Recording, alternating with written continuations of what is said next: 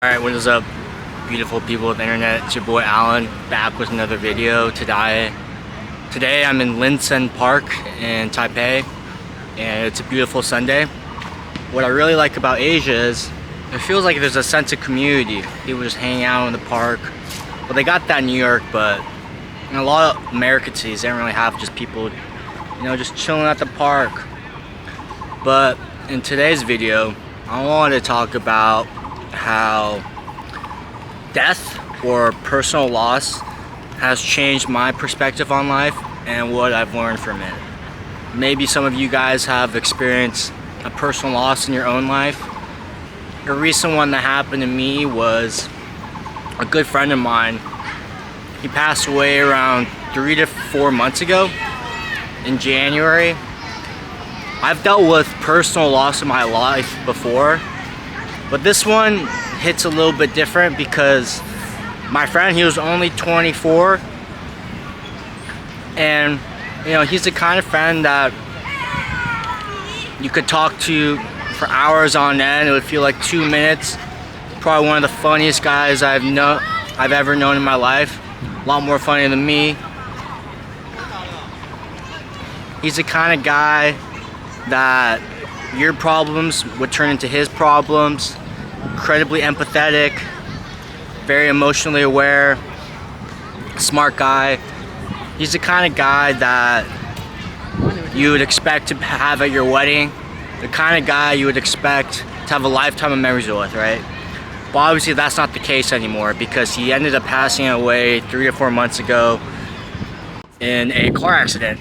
He was on a company retreat and he was driving back somewhere late at night and he passed away at the wheel, or he crashed and then he passed away, right? But I remember when I got the call or the notification that he passed away, I was at a work conference actually. I was at AWS reInvent. So for all you tech people out there, it's one of Amazon's biggest conferences of the year. And I was working the booth at the time, and this was right on the 4th day of the event. And me and him, leading up to that, we were playing phone tag. He'd call me at certain times of the day. I wouldn't be able to pick up. I'll call him back. He wouldn't be able to pick up. And then on that day, I remember I was like, hey, let's chat tonight. I'm free. That's the last day of the conference. And then he didn't respond. I was like, hey, whatever. He's probably busy. But so be it. He ended up calling me that around 2 or 3 hours before he passed away. Probably just wanted to chat before he went for his drive. And that would be the last contact I had with him. We swapped a few text messages the day before, but I remember getting the text from my buddy in our fantasy football group chat, and he was saying something like, oh, some serious news happened about Scott, text me for more details. And I texted Brian, his name. I was like, what's up, what happened to Scott? Did he just gamble all of our, did he gamble the entire league purse away, right? Something like, I was like, some kind of joke, right? And then I get the text from Brian. He tells me that Scott died. And I just kept reading my phone. And I was like, wow, what a sick joke. There's no way this is real. And then, I don't know, I started calling Scott. And it kind of felt more real. And then when I realized it was really real, when I Googled the story, I typed in I think San Bernardino or Santa Barbara car crash last night. And then I saw the news, the headline. I saw my friend's car just mangled. And then my heart immediately just dropped because I knew it was not a joke and that he passed away. Because I was like, yeah, it's real because it's too spot on. I knew he was in Santa Barbara for a work event. That's his white Lexus, crashed. So immediately when I got the news, kind of just shut down and just started just in a state of shock, if you will.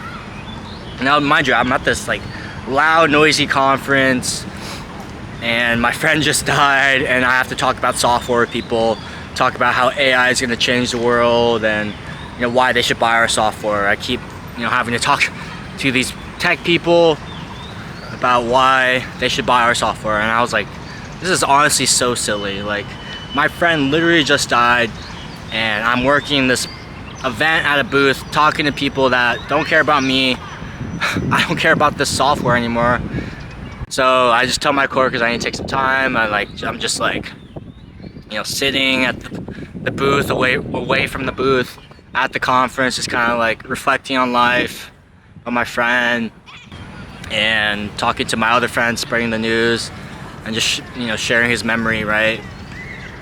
And, you know, I remember that night I was just sitting in my hotel room in Las Vegas, like, still in a state of shock, still thinking that this is still a joke, right? Like, you know, this guy's a big jokester, right? There's no way that he's actually dead.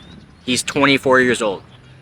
I was just talking to him yesterday, but, you know, fast forward a week later, it's his funeral, and, you know, all his friends and family were there. His casket was there, and that's when it felt really real. You know, I see his picture. He got his baseball glove, his golf club, you know, everything he liked to do, his hobbies are all there. His family was there. You know, his friends and family gave some beautiful eulogies. And that's when it really sunk in that, like, oh yeah, my good friend, he's passed away. We've had a lifetime of memories cut short, but, you know, as the months have gone by, it's really kind of changed my perspective on life, and I kind of want to share my thoughts with you guys. It's changed my perspective on life, about work and just life in general, right? You know, my good friend passed away.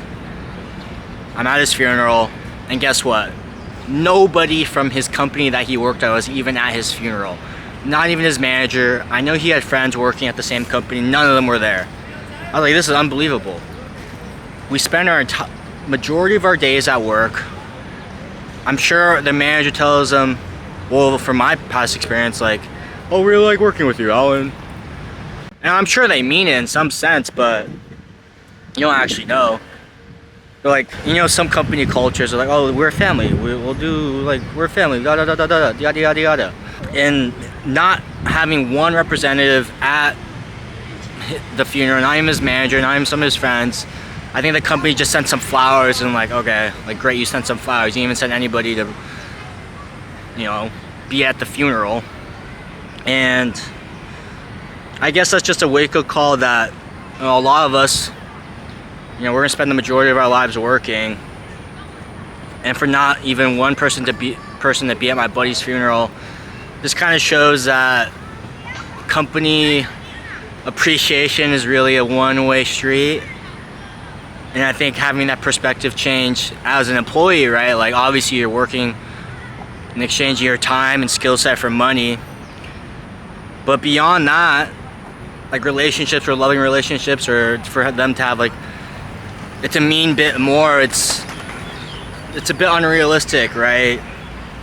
And I think that's just how the way, you know, businesses operate. But it does feel like a bummer. You know, you're talking to your manager every day, you're talking to your coworkers every day, you feel like you're building some real life connections, relationships. And then for that, from them to not even be at his funeral, kind of shows a lot about the work world. Maybe I'm just being jaded. I'm sure there's people at work that have built really great relationships, and there would be people at the funeral, right? At their funeral. But just from what I experienced, right? I saw nobody was actually there to support. So that changed my perspective on life, where you just gotta realize you're exchanging your time, your skills for a paycheck, and you can't expect really much more than that. Sure, if more comes of it, that's awesome.